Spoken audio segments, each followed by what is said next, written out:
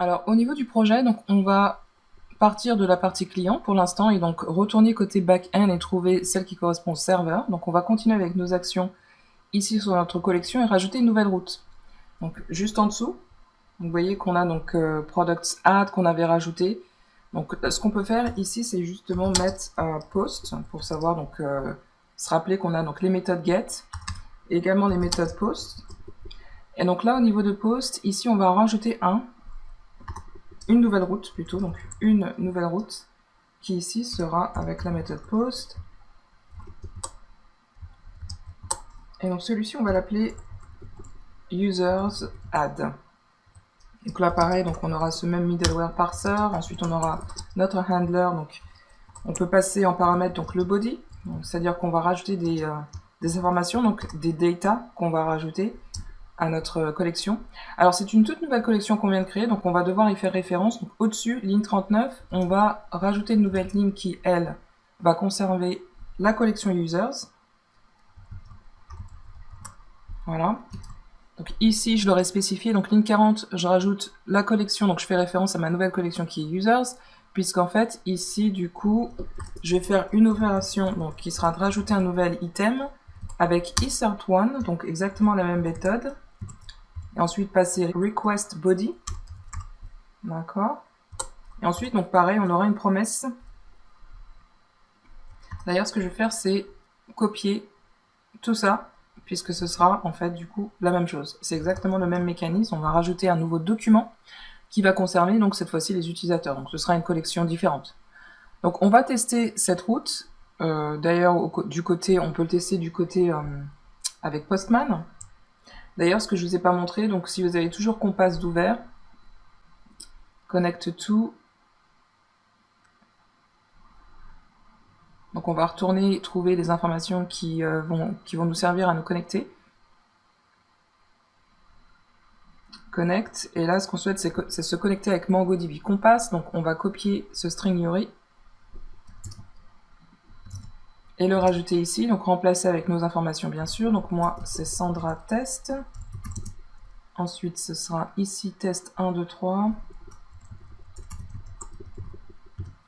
et ici remplacer avec le nom de votre base de données.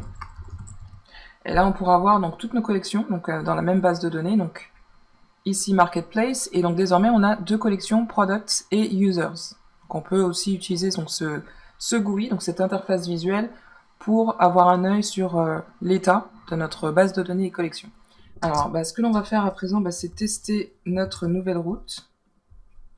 On va trouver Postman, donc je vais le trouver dans mes applications, Postman. Cette route, cette nouvelle, donc c'est celle qui va concerner les users. Là, il va falloir que je me connecte, que je m'authentifie, ok, d'accord.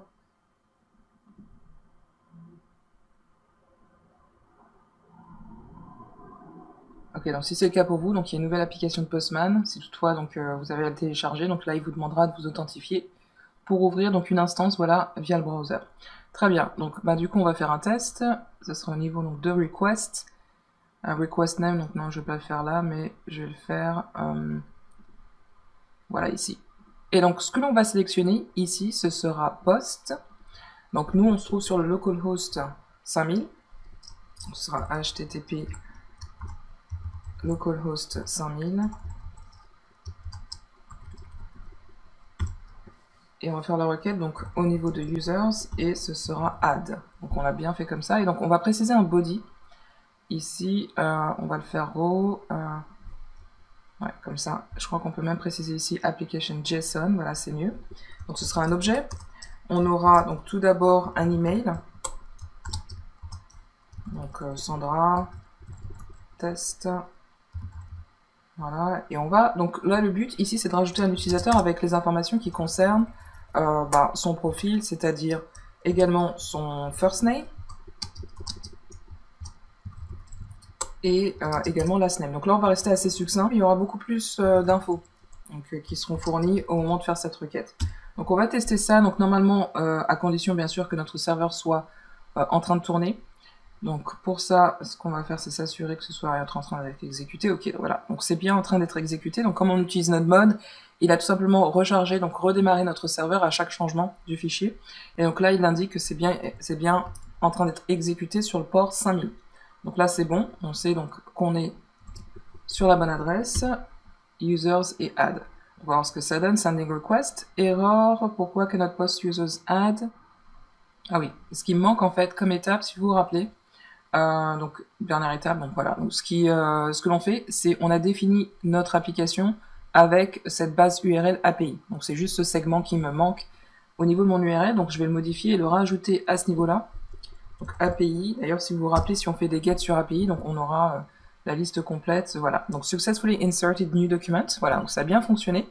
Donc là, par contre, rappelez-vous que ce sera cette URL, ce endpoint qu'il faudra utiliser, users add, sur cette base URL donc, qui contient également API sur localhost 5000. Voilà, donc là, ça a bien fonctionné, on a pu rajouter un nouveau document.